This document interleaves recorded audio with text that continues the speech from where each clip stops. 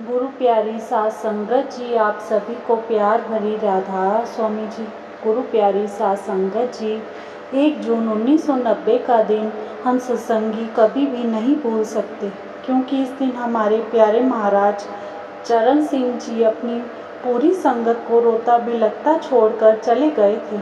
27 मई 1990 को डेरा ब्यास में महाराज चरण सिंह जी ने अपना अंतिम सत्संग किया था, जिसमें उन्होंने श्री गुरु अमरदास जी की बानी जग जीवन साचा एको दाता की व्याख्या की थी और अगले सत्संग के बारे में संगत को कहा था कि अगला सत्संग 29 जुलाई को है।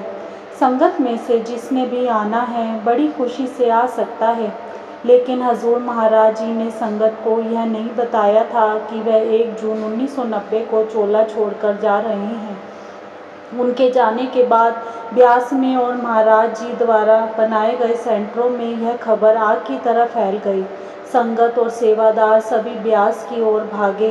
संगत से अपने गुरु का बिछोड़ा सहन नहीं हो रहा था। सबको ऐसा लगता था कि अब शायद हम कभी ब्यास ही नहीं आएंगे, क्योंकि अपने सतगुरु के बिना हम ब्यास में क्या करेंगे। लेकिन जगत पिता सतगुरु को अपने बच्चों की याद चिंता होती है, इसीलिए वह अपने जाने से पहले हम बच्चों की डोर अपने भांजे गुरविंदर सिंह जी को देकर गए थे और बोला था कि इनका ख्याल रखना। बाबा जी ने उनको मना किया था, पर महाराज जी बोले यह मेरा हुक्म है, तो बाबा जी को उनका हुक्म मानना पड़ा। सतगुरु महाराज जी ने उनको स्टेज पर बिठाकर शॉल भी उड़ाई थी। हजूर महाराज चरण सिंह का जन्म 12 दिसंबर 1916 को अपने ननिहाल मोगा में हुआ। चरण सिंह जी महाराज सरदार हरबंस जी के बड़े पुत्र और हजूर महाराज सावन सिंह जी के पौत्र थे। बचपन से ही हजूर महाराज सावन सिंह जी आपसे बहुत प्यार करते थे। जब आप 5 वर्ष के थे तब हजूर महाराज सावन सिंह ने आपको डेरे बुला लिया। डेरे के रूहानी वातावरण में आपकी बाल अवस्था और किशोर अवस्था बीती। इसी तरह हजूर महाराज जी ने बचपन में ही आपके अंदर वह रूहानियत की ज्योति जागृत कर दी। डेरे आने के कुछ दिनों बाद हजूर महाराज जी ने आपको शब्द धुन बख्शी और प्रतिदिन कुछ समय अभ्यास में बैठने का हुक्म दिया। आप इस छोटी उम्र में भी रोज़ अभ्यास का समय देते थे। बचपन से ही आप शांत, गंभीर और खुश मिजाज थे। एक दिन बाबूराम जी हजूर महाराज जी के दर्शन और सत्संग के लिए डेरे आए। उस समय हजूर ऊपर अपनी कोठी के चुबारे के बरामदे में विराजमान थे।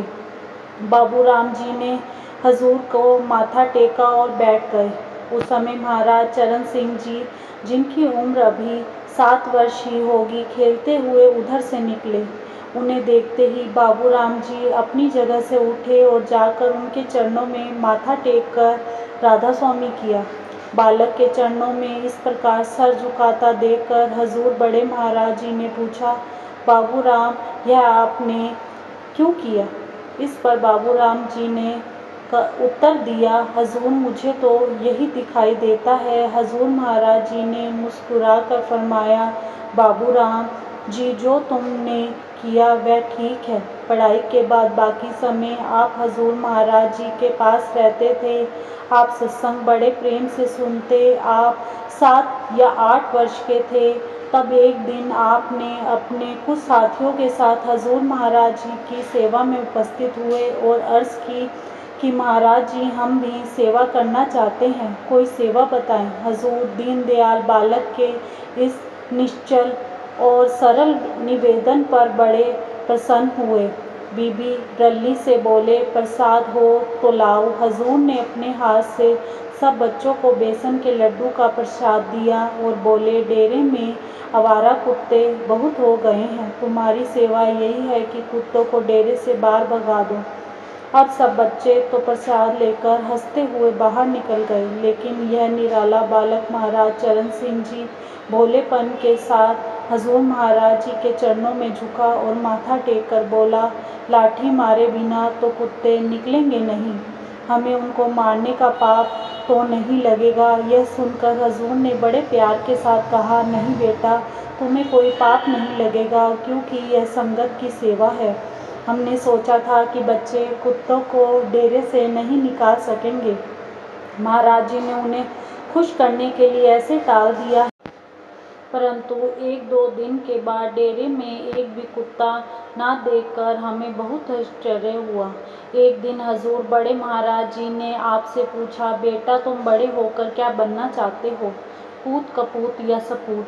हजूर महाराज ने आगे समझाया कि पुत्र वह है जो अपने पिता से मिली दौलत को संभाले रखता है, ना उससे फ़ायदा उठाता है, ना ही उसे बढ़ाता है और ना ही उसे गंवाता है।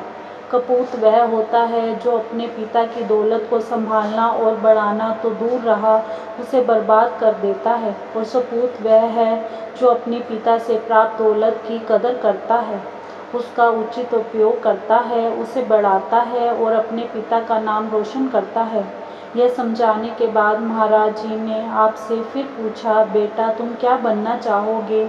आपने बड़ी सरलता पूर्वक जवाब दिया, मन तो सबका सपूत बनने का करता है, लेकिन सब कुछ आपके हाथ में है, जो भी आपकी मौज हो बना दीजिए। बचपन से बीबी रल्ली आपकी देखभाल करती थी। बीबी रल्ली को आप बुआ जी कहते थे और अब सारी संगत भी उन्हें बुआ जी कहकर पुकारती थी। बुआ जी सुनाती थी कि महाराज चरण सिंह जी बचपन से ही शांत और खुश मिजाज थे। अगर उनकी कोई वस्तु अन्य बच्चे ले लेते तो वह उन्हें कुछ न कहते बल्कि वापस भी न मांगते। परिवार के अन्य बालक अक्सर आपके नए कपड़े, कलम आदि ले लेते। बड़े होने पर जब आपको कैमरा दिया गया तो आप बहुत प्रसन्न हो गए, परंतु कुछ दिनों बाद आपका कैमरा परिवार के बच्चों ने ले लिया तो आपने उन्हें कुछ ना कहा और ना ही कोई दुख प्रकट किया। एक बार बुआ जी ने आपके लिए नए जूते मंगवाए और स्कूल जाते समय पहना दिए। आप रोज की तरह बाबा बकाला की ओर पैदल चल पड़े।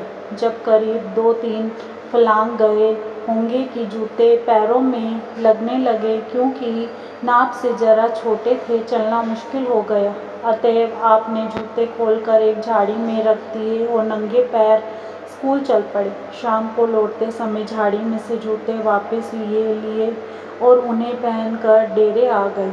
यह क्रम रोज चलने लगा। एक दिन हजूर उस ओर चल पड़े जिस ओर से आप स्कूल से लौटकर आते थे।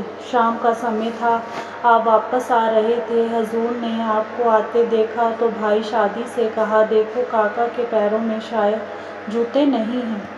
जब आप पास आए और हजूर को माथा टेका तो हजूर ने पूछा कि जूते कहाँ हैं? आपने अर्ज़ की कि जूती को पहनकर चला नहीं जाता, इसलिए यही झाड़ी में रखे हैं। हजूर महाराज जी प्यार के साथ आपको डेरे लाए और बीबी रल्ली को दूसरे जूते मंगवाने का आदेश दिया। आप कभी किसी बात की शिकायत करना तो दूर रहा, असंतोष तक प्रकट न करते थे। हजूर महाराज सावन सिंह जी आपसे बहुत प्यार करते थे। जब भी वह सिकंदरपुर जाते थे तो आपको अपने साथ लेकर जाते थे। आपके लिए डेरा ही घर था। हजूर महाराज जी आपके माता पिता और परिवार थे। साथ संगत जी, आओ हम उनके दर्शाए मार्ग पर चले और सिमरन को पूरा समय दें। इसी के साथ इजाज़त चाहते हैं। कल मिलेंगे एक नई साखी के साथ। तब तक के लिए राधा स्वामी जी। अगर साखी अच्छी लगी हो तो कमेंट बॉक्स में राधा स्वामी अवश्य लिखें जी। राधा स्वामी जी।